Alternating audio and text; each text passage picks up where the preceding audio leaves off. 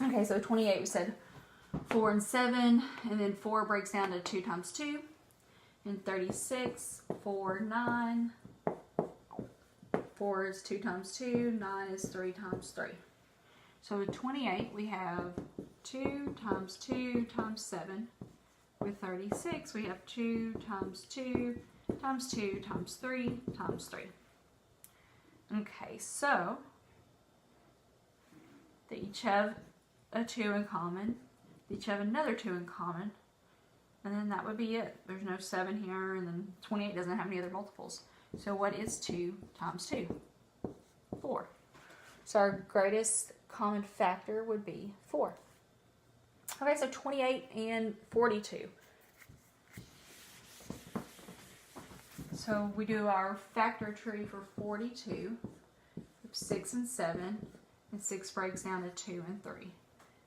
So our prime factors for 28 are 2 times 2 times 7. And for 42, it is 2 times 3 times 7. So each have a 7 in common, and they each have a 2 in common. So 2 times 7 is 14. So the greatest common factor is 14 for 28 and 42.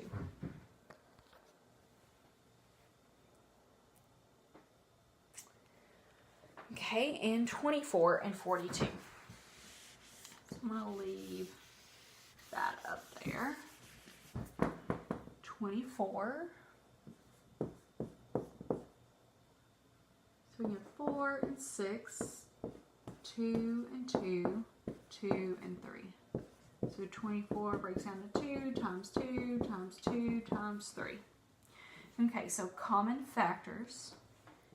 They each have a 3. And each have a 2. And that is it. This one doesn't have any more 2s. That one doesn't have any more 7s. So 2 times 3 is all that it's in common, and that is equal to 6. So the greatest common factor is 6. Okay, for 12 through 15, you're going to continue to find the greatest common factor using the pairs of numbers.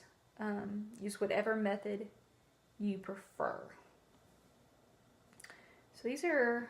Let's do number 12, and then I'll let you do the other ones. That one has some larger numbers. So with 30 and 75, let me go ahead and do our factor tree. So 30, say 2 and 15, and then 3 and 5. So that gives me my prime numbers there, my prime factors. 75 will break down to be 3 and 25. And then 25 breaks down to do 5 and 5. So this is a little bit easier, I think, to come up, especially when you have larger numbers. So 2 times 3 times 5 is equal to 30. And 75 is equal to 3 times 5 times 5. So they each have a 5 in common, and they each have a 3 in common. So 3 and 5 are the only factors in common, and 3 times 5 would give us 15. So the greatest common factor for 30 and 75 is 15. So instead of having to think about all the numbers that go into 75 and thinking of 15 as one of those multiples or one of those factors, that might be a little bit trickier than just writing this out and then solving by multiplying your prime factors.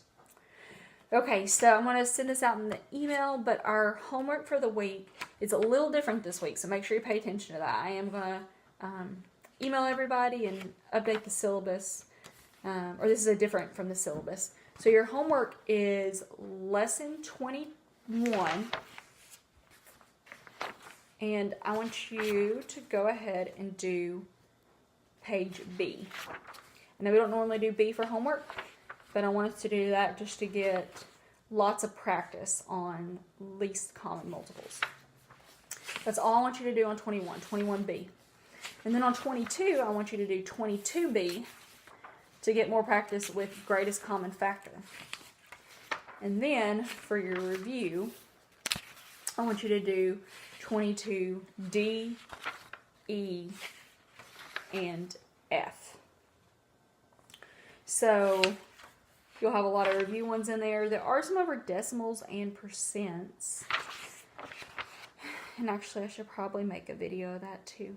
So I will try to make one more quick video going over that review.